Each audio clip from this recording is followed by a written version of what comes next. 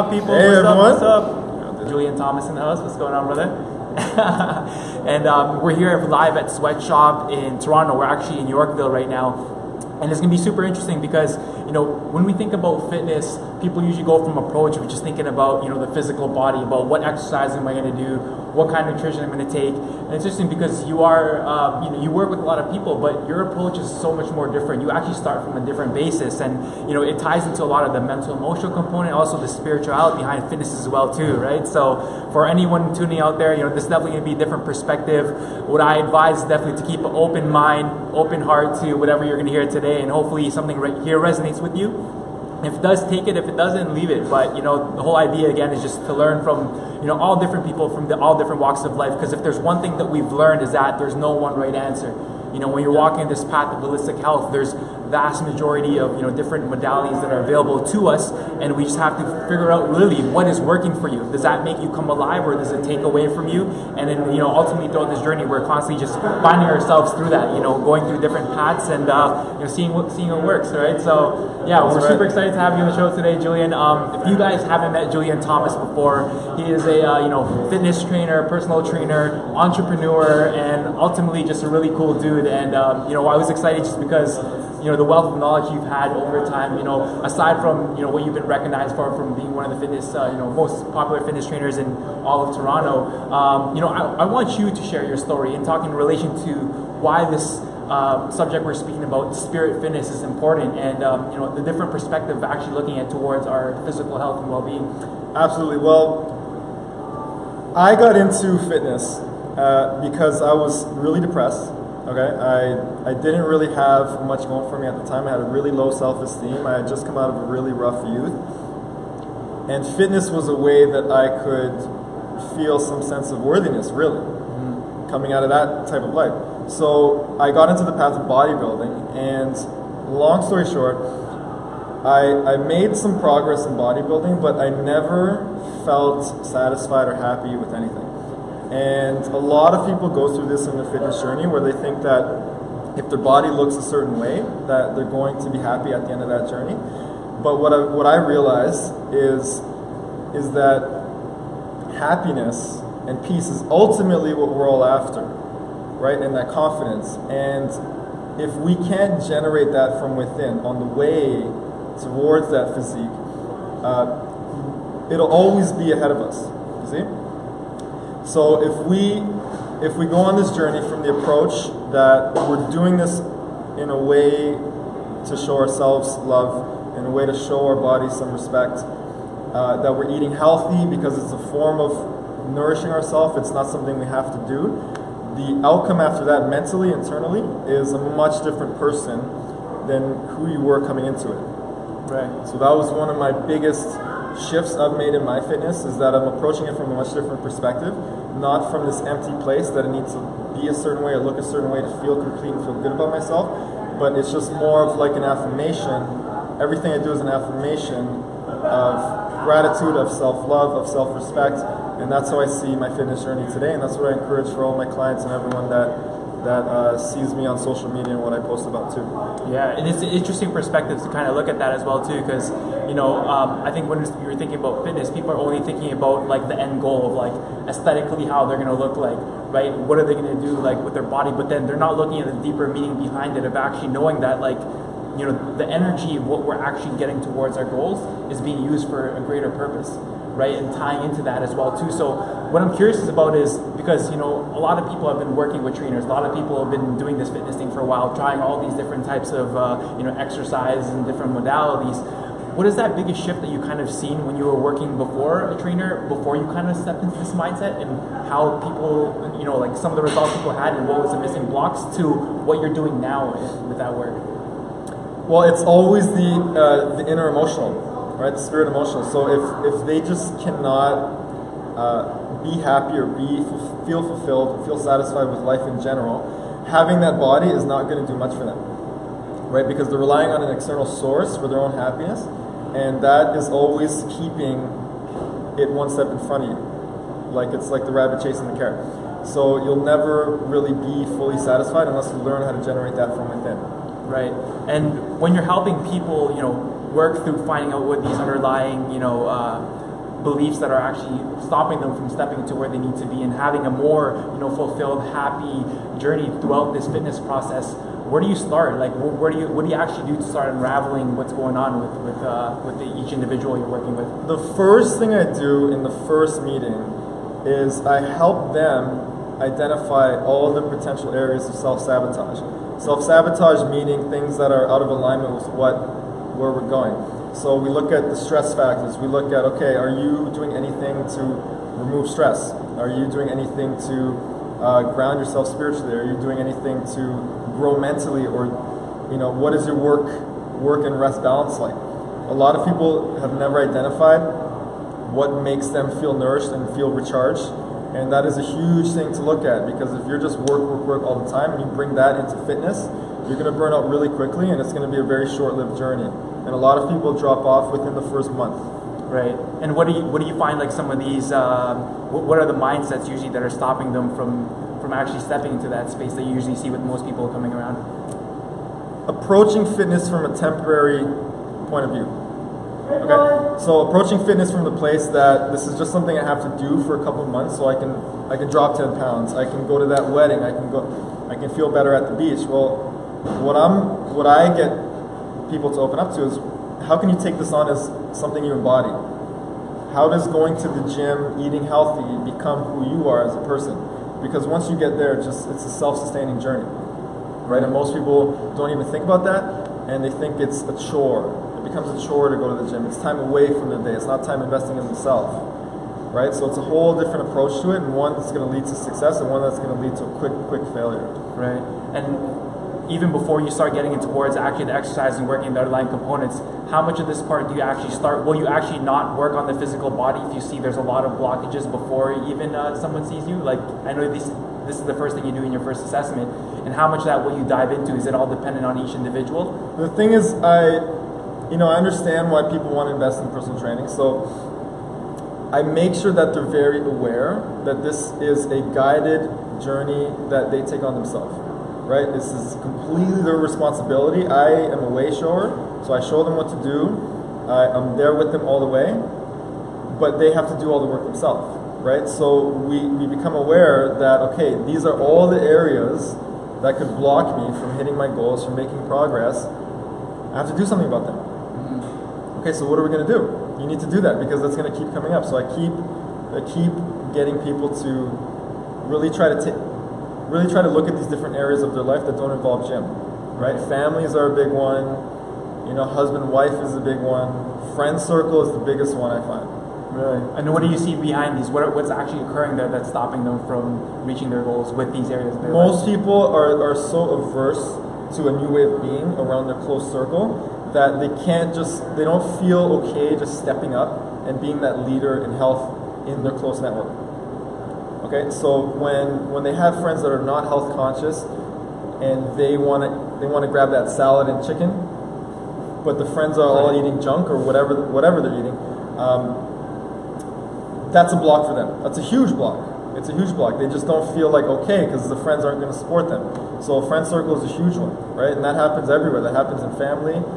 People go to their parents' place, and the parents obviously not health conscious, and they're going to feed them whatever. So one thing that I really get people to do is share their journey with people close to them, so they can give them a chance to step up and support.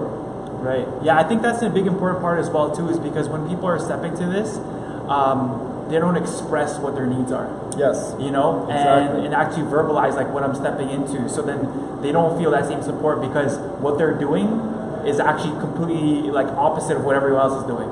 So then they naturally kind of adjust and try to make way just to keep other people happy, yet that they don't understand that them stepping into what they're going to do is ultimately not only going to fulfill their own happiness, but also be that impact for other people, right? The thing is, what we're doing is we're creating a new person. We're creating a new template, a new personality to live into. So we need to identify what are our mindsets, what are our habits at our fittest self, and start downloading and embodying those today. And that is a different person than who you are starting this journey. Right. Right? And for some people as well too, stepping into the gym, right? And then we're trying to unravel some of these old ways of thinking and what we're actually, what we kind of put our energy towards when it comes to fitness. what are the kind of the habits you try to cultivate for the majority of the people you're working in, so they can actually start working from more of this different perspective of cultivating more of that happiness, working for more a spiritual approach? One of the first things I like to invite people to do, or that I get them to do, is simple visualization. So I call it a physique meditation, where it's just I have a structure to follow that you take 5-10 minutes in the morning or in the evening to start really seeing and carving out mentally who you look like in your fittest self. Most people can't even believe or can't even create that image of themselves. So that's where the first step is, because that is the body that you're going to be living into. Because what happens is once you start to change physically, because everybody does if they follow the guidelines, because you haven't done that mental work and created that new image of yourself and that new picture of who you are and how you show up in the world, you're going to revert back to what is still locked up here. So the work starts up here, because what's in the mind is in the body. What you see in the mind is what's going to show in your body and what your body's going to look like. So you have to create that new image first and start getting to a state of belief that that is where you're going. And you'll find your actions will start to align with that, because now you're tapping into the subconscious mind. The subconscious will start to take over after a certain point and start to really support you in your journey. Right, and this is actually an important subject as well too, talking about the subconscious mind, because obviously it's changing the thought patterns, changing the programming, and we understand there's different methods of action to do that. What are some of your favorite methods that you recommend for people, or the ones that even you practice for yourself? Because I totally get what you just told me, because for a lot of people, maybe some people know, some people don't know, that I used to be like 237 pounds before. So I used to be really overweight.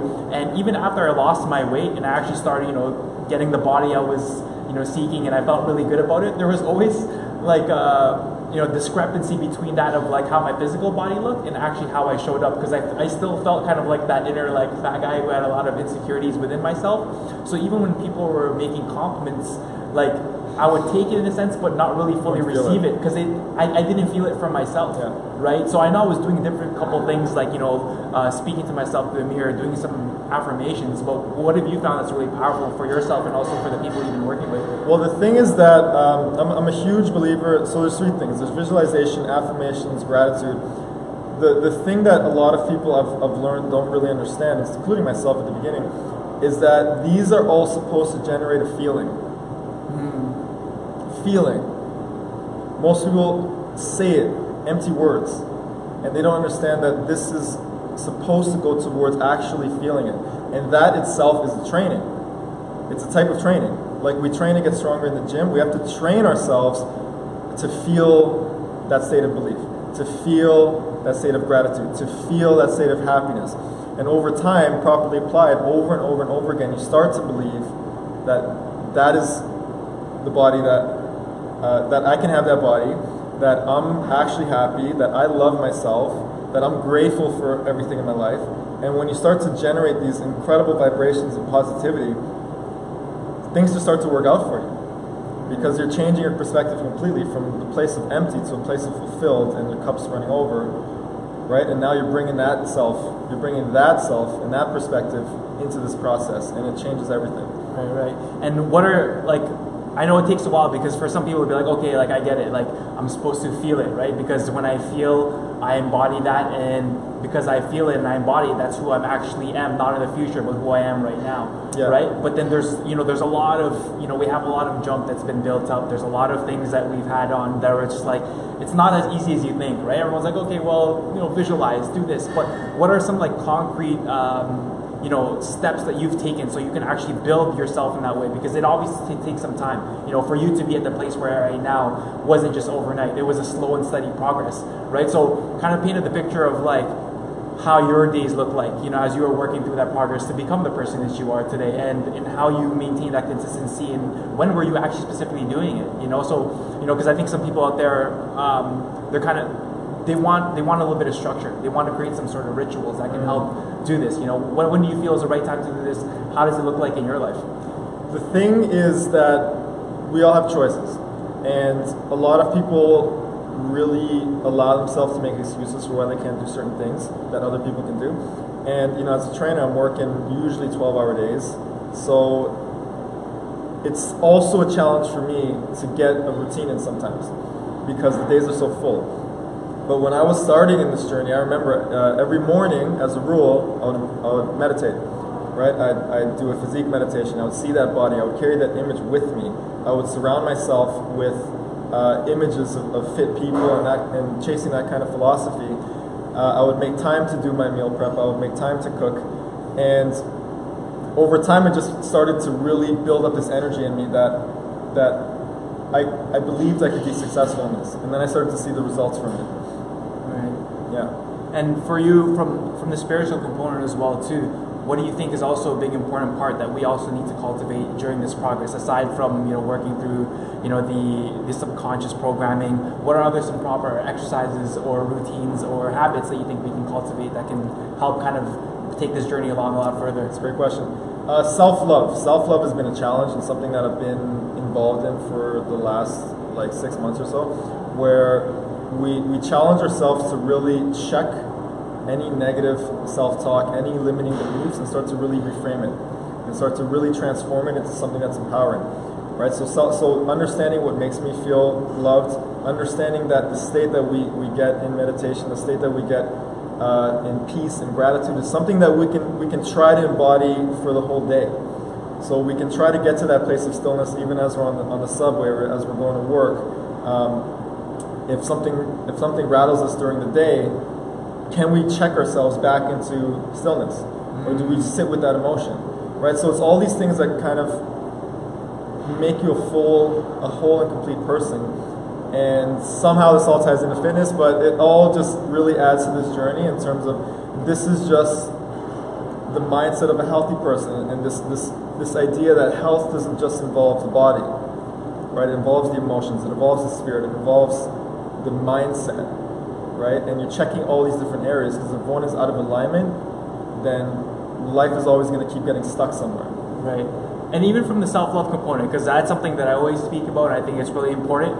But I think even for the guys that are watching out there, right? We hear about self-love and I'm supposed to love myself. When usually we most men, they come in with that alpha mentality of let's just grind, let's get shit done, let's push through. But this is actually causing a lot of the issues with a lot of people, right? They're overexerting their body, they're causing more good than harm. They're jacking their cortisol levels to the roof, they're pushing through pain.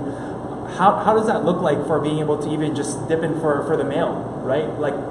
How does self-love kind of look like in that? What are practices that we can do for ourselves, you think? Because, there's a difference between speaking self-love, which is, when we talk about love just in general, it's very yin and feminine in its nature as well, but it's also in a component that's within us. How would you translate that to your male, clients or people that you're working with? So self-love covers many different topics, right? It could be just listening to your body, right? It could be cutting yourself off from negative people, right? So it could be the way you structure your day. So for me, what I've identified makes me feel like I'm loving on myself is, do I have time for solitude? Do I have time for meditation and journaling every day? If not, I need to get back in alignment with what I've identified makes me feel good. Because people, it wasn't until last year where I really actually wrote out what makes me feel good. Being surrounded high vibration people, having these really deep conversations, going to cool events, booking a nice sun vacation, every couple of months, doing this meditation, eating healthy, working out 3-4 times a week. So it's all these things that add up to this self-love topic that is totally not feminine at all. Right, and even if it is, I mean, if you're really truly rooted in your masculine and rooted in confidence, that word shouldn't affect you, right? Because we all have this feminine essence, which is just going with the flow, which is just being creative, which is having fun, which is not scheduling things. And I think a lot of men they don't get in touch with that, or they don't learn about that because they're following guys like. I like to pick on Gary Vee because he never seems to take a break, right? And he's preaching this type of work, which obviously works for him and some people, but it kind of sets the tone for that. We shouldn't ever be satisfied or happy with life. We should always be working, right? And what happens if you're just working all the time and you don't understand what makes you feel recharged and reset? Right? You burn out, right? You burn out. So what makes you feel recharged and reset is what you could call self-love. Right. Right? That's how I look at it. Right, and just really give yourself that permission ultimately. Exactly. Taking the time to do it, and that's a good thing. The way you were saying as well too, is because that self-love and that time to recharge is so different from person to person. Yeah. Right. So you have to understand, like what you said. I think that's the important question was, what makes me feel good? Yeah. What makes me feel good? And actually just writing about that. Right. And it is an exercise that I constantly do as well. You know, because I like to check in journaling on a daily basis. I like to do it at the end of the week, on a monthly, quarterly, and that changes from time to time because depending on what you're doing in your life, you need more rest. Sometimes you need less rest. Sometimes you can expend more energy. So it changes, and if you're not constantly checking in and managing yourself, it's hard to be able to make sure that you're constantly in balance as well. Because I think the big part, even for me speaking, right, I constantly had a specific mindset for how things needed to get done, but then I wasn't living presently to what actually needed to be done from a day-to-day, moment-to-moment basis. Right, and that's the mindset where I think ultimately what hurts you is not being flexible. Right, of losing that flexibility, you know, and ultimately not paying attention to our physical body as well. So how do you feel about that? How do you know, what do you suggest for people, even when you do for yourself, when understanding how do we communicate with our body from a better standpoint? Because it is the thing that actually gives us a lot of the answers that we've been seeking, right? But we're not listening. Well, I think the first thing is probably that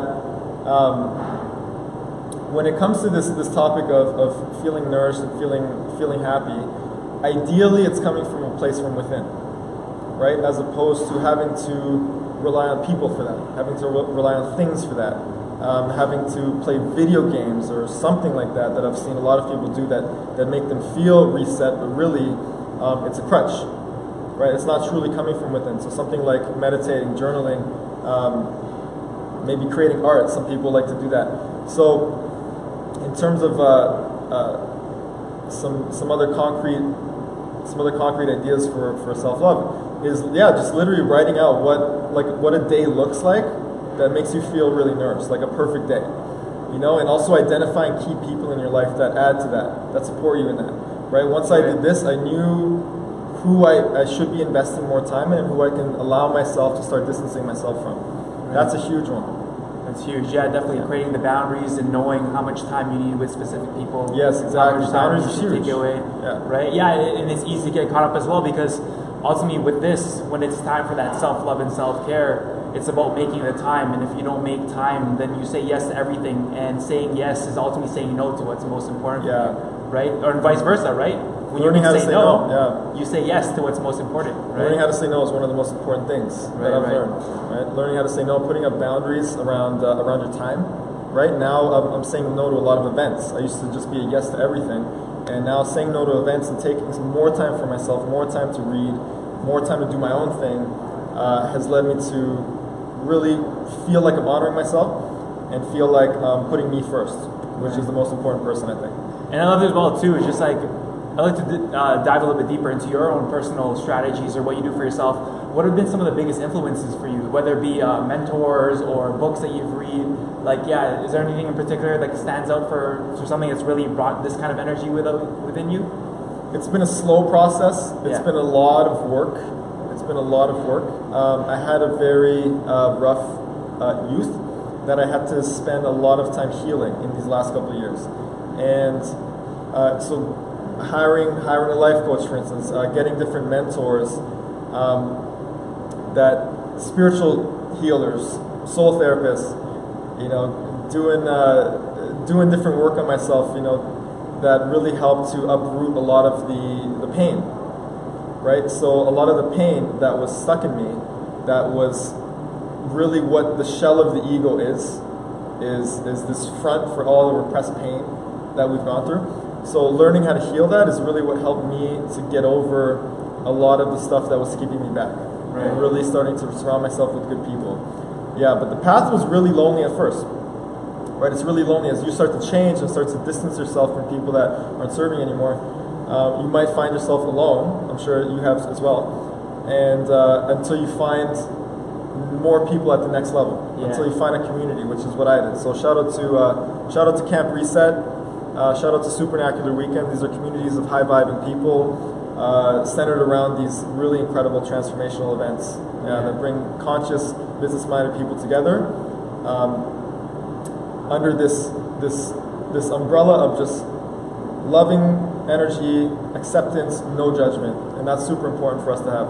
Yeah, no, definitely. I resonate with that as well too. It's just because like when you start deciding to walk a different path, you know, you naturally will start kind of not resonating with certain people before in the past. And you do feel like a lone wolf, but then it's important to know that, look, you're not the only one in this journey. There's other people that are like you as well too. Finding them is key. Yeah. And the finding them is key, because that's where I found where I was actually nourished, where I could go to these places where it's not something where, because you know, usually regardless of what job that you do, you're used to giving of yourself, especially being a personal trainer. You're constantly extending your energy out to other people, right? And that's important because you're serving, and that's where we also feel fulfilled as well. But that fine balance of understanding, well, what spaces can I go to that don't even take away from me, but they actually add to me? Where every time I go into that space, I'm lifted, right? I'm elevated. I can actually take this energy and then bring it back in towards my daily life. And the people even that don't even resonate with me as much, right? I'm more compassionate, I'm more present, I'm more patient, I'm less judgmental, right? Through these different places I'm stepping into. Yeah, community has been huge.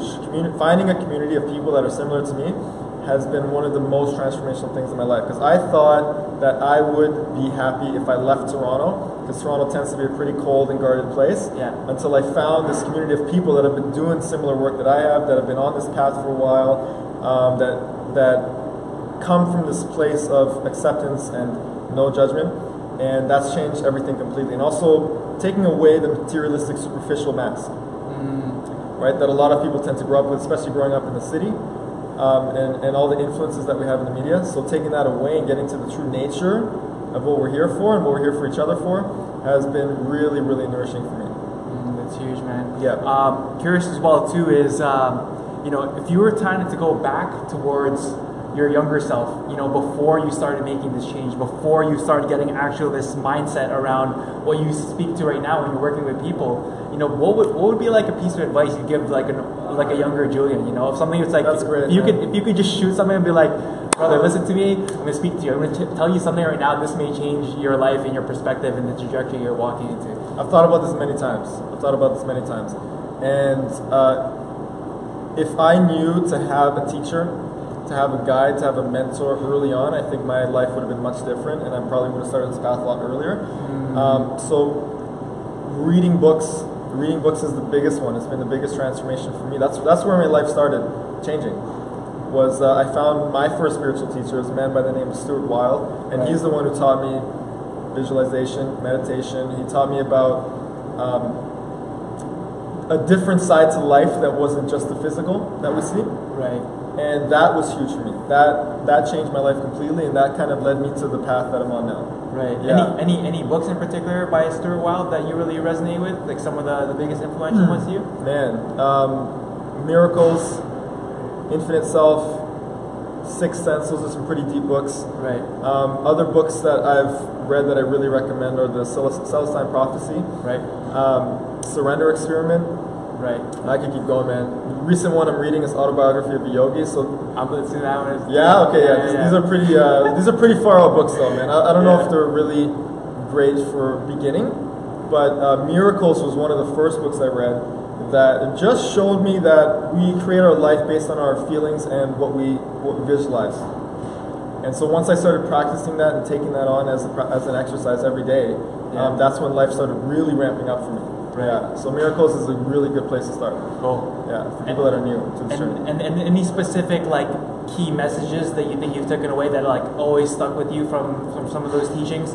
That kind of it's almost like that self repeating mantra that kind of helps move you into a positive direction. Your external reality is a reflection of what your internal state is. Absolutely. So what we get outside, the people that we're around, the situations we're involved in, they stem from what is going on in our thoughts, feelings, and emotions. And we can change that from the inside out. We can start to really police our thoughts, for lack of a better term, and start to understand that how we're feeling is based on what we're thinking. So we start changing what we're thinking about, start changing how we're feeling, we start to learn how to consciously generate emotion, and we start to see life start to shift and really start to change. Right. Yeah. Oh man, and also I just want to give you a little bit of time as well. If there's anything in your heart you'd like to share with the viewers today, is there any messages you want to share with them? something that I just shared at the beginning of the interview, which is just that fitness doesn't have to be coming from a place of ego. It doesn't have to be about simply just about the body, right? It can be an affirmation of self-love, of self-respect. It can be an affirmation of who you are, right? I'm someone that treats my body well by feeding it nourishing food. I'm someone that understands the benefits of physical activity. It doesn't have to be weightlifting, although I'm very partial to it. So coming from this place in your fitness journey, if you're just affirming positive things towards yourself and stop being so hung up on a certain number on the scale, on a certain image, understanding that that image is simply a byproduct of the way you're living. So if you're living in a certain way with these certain habits and you really start to take those on as who you are and embody them in yourself, your body will align with that eventually, right? But most people give up because they don't feel like it's them. They don't feel like they're that fitness person, they're that healthy person. Right. They grew up in a Filipino house where they eat tons of carbs, greasy foods all day, right? They may have gained weight. And they're so identified with that as who they truly are that they start to see progress in the gym and they're going to revert back. Because again, going back to that topic, they haven't done the inner work that will change their external reality, right? Yeah, it's being so focused on what happened in the past and also what they see right now. And that's the thing, it's about, that's why we read these books. That's why we go into seek mentorship. That's why we seek community, because there's other people there that allow us to stretch. And if you're not around people who have that stretch mindset, who are seeing beyond what's actually happening right now, then you're stuck, right? It's just that inertia, and then you feel like, look, you kind of play into that sad story where it's like, look, it's sometimes really coming in, changing up that programming, fixing it from the inside, and then allowing the external to be a manifestation of that. So the thing is, though, it takes a lot of work. Yeah. People don't get that. I didn't really know what I was getting into when I started on this journey, but it takes a lot of work, and the mental training is just as difficult as the physical, right? Especially if we're relating this to fitness, right? That emotional training is just as difficult as the physical. I had to learn how to allow myself to express emotion and how to consciously express emotion and communicate it, right? So it's many different things that have added up on my path to take me to where I am now, and this is how I bring a different perspective into fitness. It's all the work that I've simply done on myself, right? Love it. And it's like, and this is all related to fitness. Somehow, yeah. And it is. All comes back to here. All comes back to this. At the end of the day, we're at the gym. In reality, of course, you got to do the work. You got to put in the time, and with anything, consistency is the key. But this is such an important component to look at, because why I was so excited to talk about this interview, because we see it. I work in the clinic. I'm working with people who, even though we do functional medicine testing, even though we give them the right nutrition plans, even though they're following through and they're doing all the exercise, they're not losing the weight that they want. They're still unhappy and unfulfilled. It's because they haven't taken care of the stress, right? There is a book called Psycho-Cybernetics, which is based on a surgeon who would change people's faces, literally. And what he found with the people that were happy versus the people who were never happy, no matter how many alterations they got, was that they never did the work to change their internal state. And so that book is mostly about visualization. So no matter where we are and what we're doing in the gym or elsewhere, if we can't see ourselves differently, internally, in a higher state, externally, we're going to keep getting stuck. We're going to keep staying where we are. Right. So it all starts from within. Awesome, man. Yeah, that's why the tagline I like to use for myself is physical transformation through mental elevation, because it's elevating our mindset, elevating our thoughts and our thought processes and our habits that are going to lead to what is going on for our body and in our life in general. Awesome, brother. I appreciate you coming through the show today. Thanks, man. Appreciate you. And if people are want to find you, they want to learn more about your work and what you do, let them know where can we find Julian. Oh, just hit me up on Facebook, Julian Thomas, Fitness Transformation Coach. You can check me out on Instagram too, JAYTOFIT, J2Fit. And that's it. I look forward to connecting with anyone that reaches out. Appreciate you. Appreciate you. Thank you. Thank you guys for tuning in. Much love as always, live from Yorkville and the Sweatshop. And until then, keep becoming proof for others, right? It's all about you first of all working and becoming that light for other people. So if there's anything that you resonate with in today's interview, please take it away, take it home, right? Give it a shot, chew on it, mull on it. If it digests for you and you feels like it makes you a better person, then take it, and that's what it's all about. So if you guys have also any particular questions, please comment below. We're happy to answer these questions even after the interview, and also let us know if there's anything interesting you guys want to hear about in the future talks as well. All right, so till then, keep becoming proof for others, and more to come. Peace.